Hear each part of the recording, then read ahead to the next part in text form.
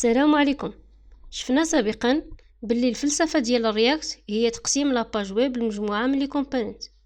يعني الكومبوننت هو الوحده الاساسيه لبناء اون ابليكاسيون بالرياكت. باش نصاوبوا ان كومبوننت خصنا دو فيشي، ان فيشي جي اس et ان فيشي سي اس اس.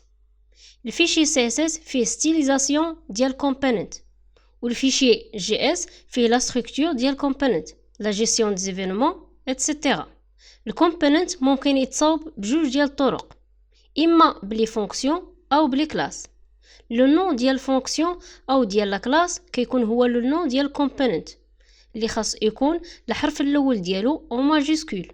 وفي الحالتين غالبا غادي نلقاو بلي الفيشي جي اس ديال الكومبوننت كينقسم لثلاثه ديال لي بارتي: لي زامبورطاسيون، لا ديفينيسيون دو كومبوننت، ليكسبورطاسيون ديال كومبوننت. في لا بروميير بارتي كنديرو لامبورطاسيون ديال العناصر اللي غادي نوظفو في انشاء الكومبوننت، بحال لي زيماج، لي فيشي سي اس اس ولا دوطخ كومبوننت، يعني دي فيشي جي اس.